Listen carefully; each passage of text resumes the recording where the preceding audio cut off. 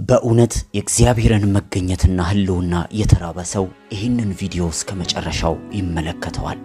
በዚህ ዘመን ዓለም በዘቀጠበት ግራና ቀኙ ሁሉ የሥጋውንና የሚታየውን ነገር ለማጋበስ በሚሯሯጥበት በእውነትም ለካ የእግዚአብሔርን መንፈስ መገኘት የሚጠሙ ሰዎች ደግሞ አሉ።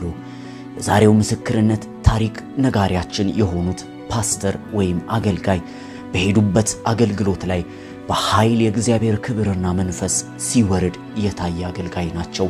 ታዲያ በህይወታቸው ላይ ይህ አገልግሎት እንዴት እንደጀመረና በእውነትም ከልባቸው መንፈስ ቅዱስን ለሚራቡ ሰዎች ያንን የእግዚአብሔርን መገኘት እንዲዳብሱት የሚያረጋ አገልግሎታቸው እንዴት እንደመነጨ ያካፍሉናል። እሱ ብቻ አይደለም፣ በዚህ ቪዲዮ መጨረሻ ላይ ይሄንን እያዳመጡ ላሉ ሰዎች እንኳን የመንፈስ ቅዱስ መገኘት እንዲነካቸው ጸልየዋል። እርግጠኛ ነኝ ልባችሁን ከፍታችሁ ከልባችሁ ሆናችሁ ይሄንን ምስክርነት ሙሉን ያዳመጣችሁ በቪዲዮ መጨረሻ ላይ ከሚሰማችሁ መንፈሳዊ መረጋጋትና የመንፈስ ቅዱስ መገኘት ተጽዕኖ ተነስታችሁ ምስክርነት እንደምትጽፉልን አልጠራጠርም። ቪዲዮውን እስከ መጨረሻው አዳምጡት። በቀጥታ በአማርኛ ተርጉመን ምስክርነቱን ከባለ ታሪኩ ወደ እናንተ እናቀርባለን። ተከታተሉ። This is your day that you can experience the power and the might and the revival spirit of God in you. ገና በ5 ዓመቴ ያለሁ ነው ጌታ ኢየሱስ ክርስቶስን የተዋወቅኩት። ግን ያ ማለት ለኔ ልክ ከቤተሰብ እንደመውረስ ነበር። ሁሉ ጊዜ የምፈልገውና የምራበው ነገር ቢኖር የእግዚአብሔርን መገኘት ነው። በህይወቴ ላይ የትኛውም ቀን ላይ ፍጹም ሆኜ አላቅም። ለእግዚአብሔር ብቁ እንደሆንኩ ተሰምቶኝ አያውቅም። ብዙ ጊዜ ሰዎች ጌታ መጥቶ ጎበኘኝ፣ እግዚአብሔርን አየሁት ሲል ሰማለሁ። እኔ ግን ብዙም እንደዛ አይነት ነገሮች አይመስጡኝም። ምክንያቱም ጉብኝት ማለት አንድ አካል ጎብኝቶ ተመልሶ ይሄዳል ማለት ነው። እኔ ውስጤ ይጠማና ይራብ የነበረው ከእግዚአብሔር ጋር በእለት እለት የመኖር ጥማት ነው ውስጤ የነበረው። ሁሉ ጊዜ በፍጽምና እግዚአብሔርን ያስደሰትኩት አብሬው መኖር ብችል ብዬ ነው መጣማው። ስለዚህ የኔ ጥማት የነበረው ልክ ዳዊት እንደተናገረው የቤት ቀናት ይበላኛል የሚለውን ጥማት ነው የምፈልገው። ሁሉ ጊዜ እግዚአብሔርን መራብ በፍጽምናና በቅድስና የመኖር ጥማት ውስጥ ነበርኩ። በእንደዚህ አይነት ህይወቴን እየገፋው ልክ 17 ዓመት ሲሆነኝ ትዝ ይለኛል የሃይ ስኩል ወይም የከፍተኛ ደረጃ ትምህርት ቤት ተማሪ ነበርኩ። በዛ ስፍራ ላይ ታዲያ አባቴ በቤተ ክርስቲያን ውስጥ መጋቢ ነበር። አባቴ ብቻ ግን አይደለም፣ ወንድሜ ራሱ ቤተ ክርስቲያን ውስጥ መጋቢ ነው። ታዲያ ሰዎች እኔን በተደጋጋሚ ይጠይቁኛል፣ አንተም ስታድግ መጋቢ ነው አይደል የምትሆነው ይሉኛል። እኔ ግን አይደለም መጋቢ አልሆንም፣ እኔም ሆነው የትምህርት ቤት አስተማሪ ነው እላቸዋለሁ። እንዲያውም እንደዛ ማለት ብቻ ሳይሆን ገብቼ እንኳን ለትምህርት ቤት አስተማሪነት ትምህርትን ወስጃለሁ። ከለታት አንድ ቀን ግን ቤተ ክርስቲያን ውስጥ እሁድ ዕለት ማታ አባቴ በሚያስተምርበት ወይም መጋቢ ሆኖ ፓስተር ሆኖ በሚያገለግልበት እኔ ግዴታ እሁድ ማታ ፒያኖ መጫወት ነበረብኝ። ምክንያቱም በዛ አካባቢም ሆነ በእኛ ቤት ሌላ ፒያኖ መጫወት የሚችል ሰው ስላልነበረ ነው። ታዲያ የዛን ቀን ምሽት ለየት ያለ ነበር። አባቴ እየሰበከ እኔ ቁጭ ብዬ ለስለስ ባለ ሙዚቃ የጀርባ ፒያኖ እየተጫወትኩኝ ነበር። ድንገት መንፈስ ቅዱስ በመሐከላችን ወረደ። ታዲያ በዛ ጊዜ እጅግ በጣም ልዩ ስሜት ተሰማኝ። ምን እየተሰማኝ እንደሆነ ማብራራት እንኳን አልችልም። መንፈስ ቅዱስ ግን መጥቶ በልዩ መንገድ ይናገረኝ ጀመር። እሱን ማገልገል እንዳለብኝ በውስጤ ይናገረኝ ጀመር። እንደዛ አይነት ስሜት አይቼ አላውቅም። ታዲያ በዚህ መሃል ነበረ በቤተ ክርስቲያን እየተደረገ የነበረውን ፕሮግራም እየበጠበጥኩ እንደሆነ የተሰማኝ። እዛ ጥጎኜ ፒያኖውን ትቼ በልሳኖች መጸለይ መዘመር ጀመርኩ። በዚህ ጊዜ ነው አባቴ ዞሮ ምን ነክቶሃል አንተ ብሎ የጮኸብኝ። እኔ ግን ልክ ሆድ እንደባሰው ሰው ማልቀሴንና መጮሄን ተያያዝኩት። ለአባቴም እንዲህ ብዬ መለስኩለት። መንፈስ ቅዱስ ጥሪ ያቀረበልኝ፣ እኔም እሺ አልኩት። በጊዜው የነበረው ድብልቅልቅ ስሜት በጣም ይገርማል። አባቴ ወደፊት ጠራኝና ጉባኤው እንዲጸልይልኝ ፈለገ። ወደ እናቴ ስመለከት በእንባ አይኖቿ ረጥበው ነበር። ሁኔታው ደስ ይላል። የመንፈስ ቅዱስ መገኘት እንዴት ደስ ይላል! ይሄ መገኘት አሁን እንኳን ይሄን ምስክር በመመሰክርበት ደቂቃ አሁንም እየተሰማኝ ነው። ምናልባት እኔ ለረጅም ጊዜ ስታገል የነበረውን የእግዚአብሔርን ጥሪ በእኔ መጥቶ ያ መንፈስ ቅዱስ ራሱ ጥሪውን እንደተናገረኝ አሁን በዚህ ሰዓት እያዳመጣችሁ ካላችሁ ውስጥ የእግዚአብሔርን ጥሪ መቀበል ያለባችሁ ሰዎች እንዳላችሁ ይሰማኛል። ያ የእግዚአብሔር መገኘት ስሜቱ ለእናንተም እንደ ድምፅ ነው ብዬ አምናለሁ። ታዲያ በዚህ ጊዜ ውስጥ በጉባኤው መካከል አንዲት በዕድሜ ጠና ያለች ሴትዮ ብድግ ብላ ተንበርክካ መጸለይ ጀመረች። በጣም ነው የገረመኝ። ልክ እሷ መጸለይ ስትጀምር መልሼ እኔ እዛ ጥግ ላይ በነበርኩበት የእግዚአብሔር መገኘት ውስጥ ተመልሼ መግባት ጀመርኩ። እቺ ሴትዮ ግን መጸለይ ብቻ አልነበረም፣ ትንቢት መናገር ጀመረች። እነዛ እሷ የተናገረቻቸው ትንቢቶች እስከ ዛሬ ድረስ ይዣቸው እየኖርኩኝ ነው። በሕይወቴ ላይ እየተፈጸሙም ነው። ደግሞ ገና ብዙ የሚፈጸሙ አሉ። እግዚአብሔር ለገባው ኪዳን ታማኝ መሆኑን ማሳያ የጨበጥኳቸው የተስፋ እውነቶች እነዛ ትንቢቶች ናቸው። ይሄ ሁሉ ካለፈ በኋላ በ1974 አካባቢ በሚሆንበት ጊዜ ውስጥ እግዚአብሔር በሕይወቴ ላይ ልዩ ጥሪ እንደጠራኝ ታወቀ። በዛ ጊዜ የምኖረው ኢንዲያና በምትባለ ከተማ ውስጥ ነው። በከተማ ውስጥ የሚኖረው ነዋሪ እንኳን 10,000 በላይ የሚሆን አይደለም። ታዲያ አንድ ቀን በግሮሰሪ ውስጥ ገብቼ የሚያስፈልጉኝን ዕቃዎች እየገዛሁ ባለበት ድንገት መንፈስ ቅዱስ አንድ ነገር ተናገረኝ። በዛ በሉዚያና ያሉትን ኢንዲያና ውስጥ የሚኖሩትን 10,000 የሚያክሉ ሰዎች ለጌታ እንዳሸንፍለት ወይም በወንጌል መስክሬ እንዳድናቸው እንደፈለገ ነገረኝ። እያወራ ያለሁት በከተማው ስለሚገኙ 10,000 ሙሉ ህዝቦቹ ነው። በውስጤ አንድ ጥንካሬ ተሰማኝ። እግዚአብሔር እነዚህን ህዝቦች አሳልፎ ሰጥቶኛል ብዬ አሰብኩ። በቃ ይሄ ሱቅ የኔ ነው፣ እነዚህ ህዝቦች የኔ ናቸው። በእግዚአብሔር ጥሪ እነዚህን ሁሉ እግዚአብሔር አሳልፎ ሰጥቶኛል። በፍራንክሊን ኢንዲያና ላይ እግዚአብሔር እኔን እያንቀሳቀሰኝ ነው ብዬ በውስጤ ኃያል የሆነ ስሜት ተሰማኝ። ያ በጣም ድንቅ ጊዜ ነበር። ይሄ እየተከናወነ የነበረው ታዲያ ኦክቶበር ወር ላይ ነበር። ከዛ በኋላ አስታውሳለሁ በቤተ ክርስቲያናችን ውስጥ ያለው የእግዚአብሔር እንቅስቃሴ እጅግ የተለየ የሆነ መጣ። እጅግ በጣም ብዙ ሰዎች ቤተ ክርስቲያኑን ያጨናንቁት ጀመሩ።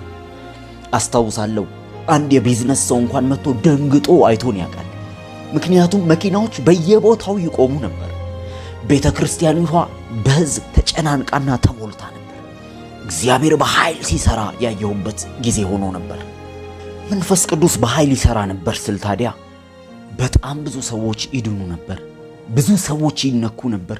ቤተሰብ የሆኑ አንድ ላይ የመጡ በመንፈስ ቅዱስ መገኘት ውስጥ ይረሰርሱ ነበር።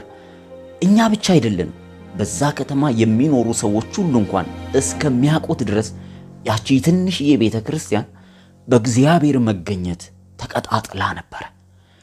ይሄ ግን የቆየው በሚያሳዝን ሁኔታ ለ10 ወራት ብቻ ነበር። ይሄ ለኔ እስከ ዛሬ ድረስ ጥያቄ ይሆንብኛል። ለምንድን ነው ለጥቂት ጊዜ ብቻ እንዲህ አይነት እንቅስቃሴ የነበረው እላለሁ። እንዲሁም በጣም ተበሳጭቼና ተናድጄ ነበር። ምክንያቱም እኔ መንፈስ ቅዱስን የበለጠ ፈልገው ነበር። ዕለት ዕለት በእኛ ሕይወት ላይ ያ የእግዚአብሔር መገኘት ብቻ እንዲቀጥል ነበረ ፍላጎትና ምኞቴ። ነገር ግን ከወራት በኋላ አንድ ነገር ተረዳሁኝ። ለካ እኔን ራሴ የሚመግበኝ፣ እኔን ራሴ አቅጣጫ የሚያሳየኝ፣ እኔን ራሴ ስለ መንፈስ ቅዱስ እንቅስቃሴ ምሪትን የሚሰጠኝ ሰው ስላልነበረ ነው። ከዛ በኋላ እንዲህ አይነት የመንፈስ ቅዱስ እንቅስቃሴዎች በተለያየ ጊዜ በሕይወቴ ላይ ሆኗል። አንድ ጊዜ ትዝ የሚለኝ በአርጀንቲና ሮዜሮ ከተማ ውስጥ ፓስተር ኖቤርቶ ካሊሪ የሚባል ጋብዞኝ ነበር። በእሁድ ዕለት ማታ አገልግሎት ተጋብዤ 2000 የሚያክሉ ሰዎችን እያገለገልኩበት የነበረው ወቅት ነው። ትምህርት አስተምሬ ልክ ስጨርስ ፓስተሩ ለጉባኤው ጸልይላቸው ብሎ ይጠይቀኛል። በዛ ጊዜ ወርጄ የማቀውን ነገር ማድረግ ጀመርኩኝ። እጆቼን በሰዎች ላይ ጭናለሁ፣ እጸልያለሁ። የማቀውንና የማያውን ማድረግ ጀመርኩ። ነገር ግን እጅግ በጣም የተለየ ክብርና እሳት ነበር። ከዚህ በፊት ስለ አርጀንቲና ውስጥ ስላለ የመንፈስ ቅዱስ እንቅስቃሴ ሰምቻለሁ። አሁን ግን እኔ ባለሁበት ያ ነገር እየተፈጠረ እንደሆነ ሳቅ በጣም ደነገጥኩ። ሰዎች መሬት ላይ ይወድቁ ነበር፣ በመንፈስ ቅዱስ ይነኩ ይጮሁ ነበር። የተለየ ነበር። የእግዚአብሔር ክብር አካባቢን ሞልቶት ነበር። በዚህ ሰዓት ወዲያውኑ ፈሪሃ እግዚአብሔር በልቤ ላይ በአንድ ጊዜ ሲወረኝ ተሰማው። እጅግ ከመፍራቴ የተነሳ ያልኩት እንዲህ ነበር፣ ጌታ ሆይ ልሞት ነው እንዴ አልኩኝ።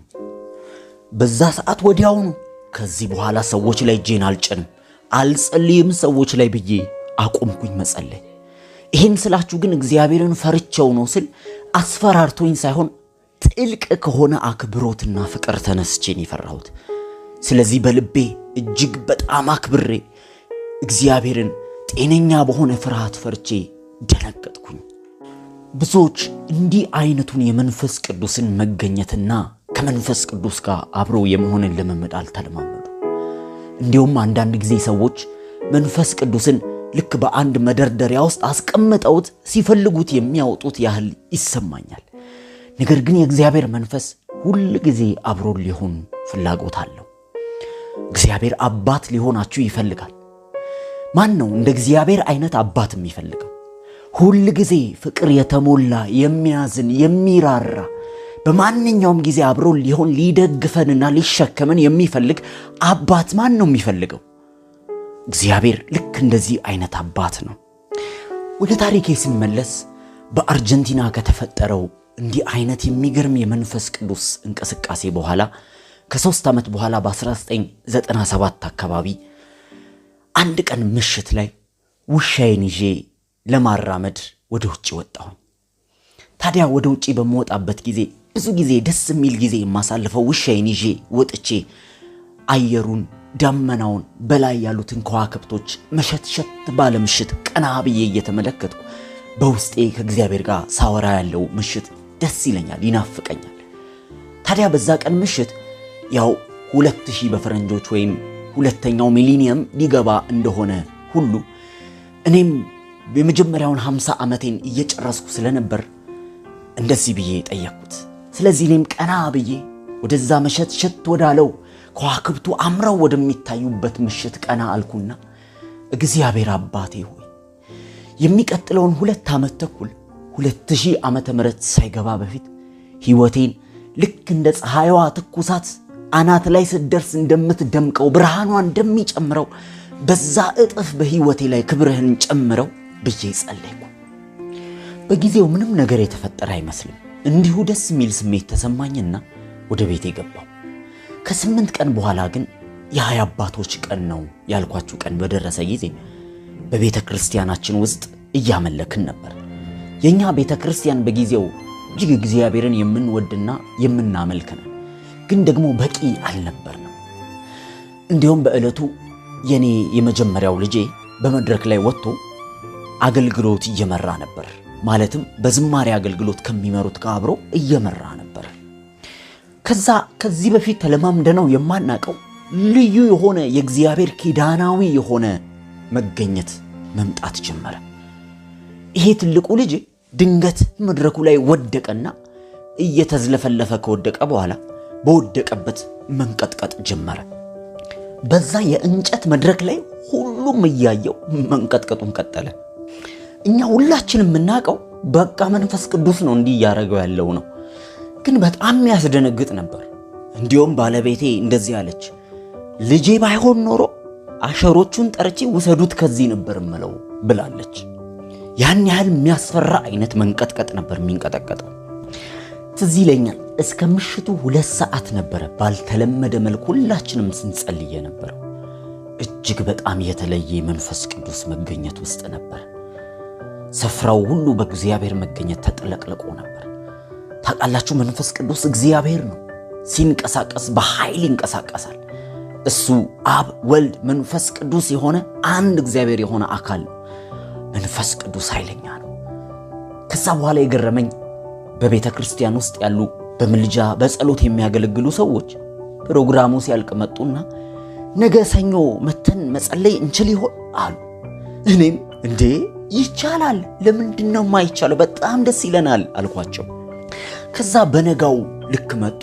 እኛም ተሰበሰብንና ጸሎት ጀመርን። በሚያስገርም ሁኔታ ትላንት የነበረው ያው የእግዚአብሔር እንቅስቃሴና መገኘት በዚህኛውም ቀን እንደገና እየተሰማን ነበር። በጣም ልዩ የሆነ መነካት ውስጥ አሳለፈን። ዋው የሚያስብል የሚያስደነግጥ የእግዚአብሔር ሕልውና እጅግ ደስ የሚያሰኝ ውጡ የማይል ሕልውና ነበር። በዛ እንደገና ያንን ምሽት አሳለፈን። የሚገርመው ነገር ግን በዛም ምሽት ላይ እንደገና መጡና ነገ ማክሰኞ ድጋሚ መምጣት እንችላለን አሉ። አዎ ይቻላል፣ ለምንድነው የማይቻለው? ኑ አልኳቸው። እኔ በጣም ነው የተገረምኩት። ስለዚህ እግዚአብሔርን እንደዚህ ብዬ ዛን ቀን ጸለይኩ።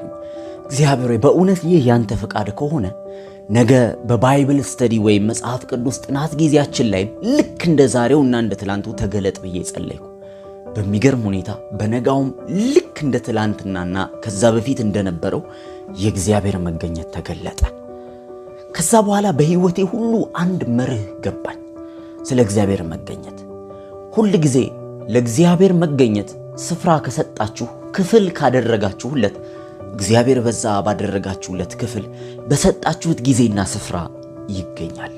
ይህ አንድ በጣም ልዩ የሆነ ሚስጥራዊ መርህ ነው። እግዚአብሔርን የምትፈልጉ ከሆነ ለእግዚአብሔር መገኘት ጊዜ አብጁለት፣ ክፍል አብጁለት። ለሱ ብላችሁ አንድ ነገር ለይታችሁ በዛ ሰዓት ተገኙ።